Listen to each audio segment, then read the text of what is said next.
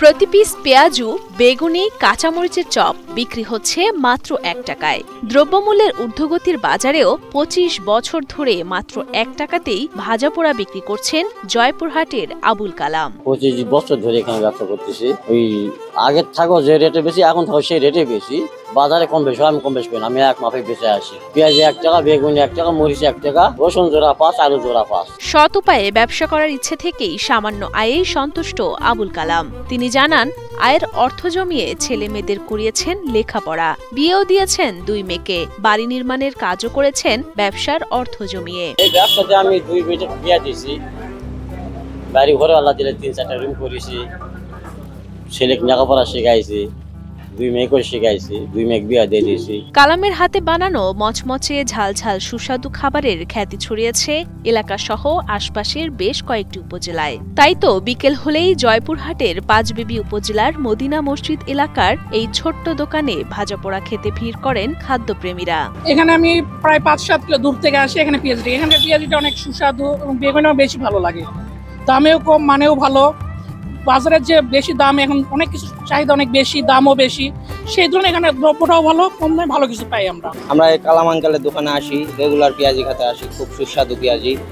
Chop পাওয়া যায় এখানে, আলুর চপ পাওয়া যায়, বেগুনের চপ পাওয়া যায়, রসুনের চপ পাওয়া যায়।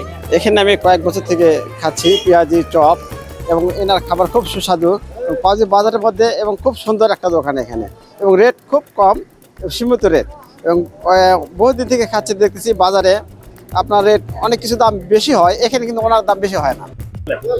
২ বছর থেকে কালাম ভাই এখানে আমরা আসি, প্রতি বৈকাল করে আসে পেঁয়াজি খাই, আমার খুব ভালো লাগে, এই জন্য আমরা আসি। আমার ৬ কিলো রাস্তা ফাঁক থেকে আমি আসি, ১ টাকা পিস ২ বছর থেকে খাই, খুব ভালো লাগে, এই জন্য এখানে খাই।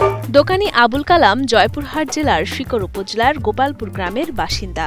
জীবন জীবিকার তাগিদে ২৫ বছর আগে শুরু করেন ভাজাপোড়া বিক্রি। সেই থেকে এখনো ভাজাপোড়া বিক্রি করেই চলছে তার সংসার।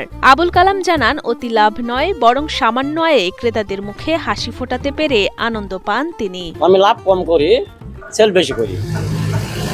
আমার সীমিত লাভ হলে চলে, আমার অত টেনশন নাই। আমার বেশি লাভের দরকার, আমার মাল চিনি কথা।